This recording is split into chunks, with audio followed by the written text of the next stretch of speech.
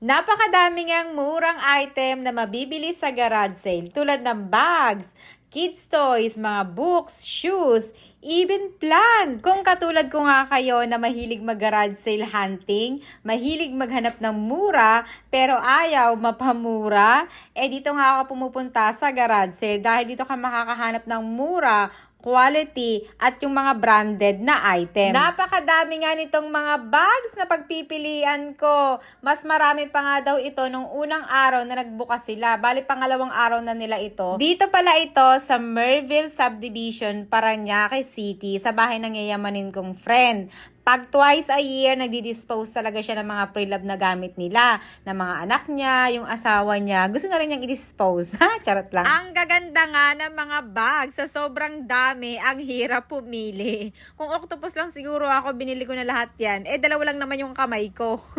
Yan na brown na may tassel ang nabili ko. Branded siya. Nakalimutan ko na yung anong brand niya. Pero ang ganda kasi ng leather. Walang damage at all. May patassel pa. Ako na din yung nag-price. 300. Ang bait ni Mami Esther. Shoutout po, Mami Esther. Thank you po sa bag nyo. Iingatan ko po ito. Ayan, ang dami niyang bags collection. Bukod nga sa mga bag, syempre, meron din mga wallet na pre-labs, mga brand new, mga damit, pangbata, yung mga nakaliitan nila. Dahil meron siyang 2 girls, maraming toys na pang girls. May mga reading books, coloring books, storytelling na books. Halos yung iba, isang gamitin lang talaga. Kaya kung malapit kayo dito sa Merville, Parañaque, nako, abang-abang kayo ng mga nagpapagarads na bahay dito dahil marami kayong mabibili. Ang gaganda nga ng mga books niya, tulad ng mga yan, yung iba talaga wala pang halos sulat. Pamigay price na lang yung binibigay niya, 20 to 50 pesos, 100.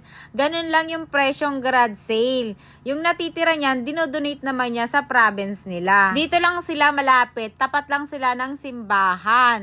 Ayan, 3 days silang nagpa-garage sale. Ayan, Friday, Saturday, and Sunday. So, sa kanya din pala ako kumukuha ng lemon. At saka ng mga vegetable na galing sa Baguio. Mga plants na kahit na anong herbal meron siya. Katulad nitong orchids na napakaganda, 290 pesos, mga ganda-ganda na diba? Meron pa siyang kasamang pot. At eto naman yung kanilang orchids na nakaset na siya, naka-arrange na.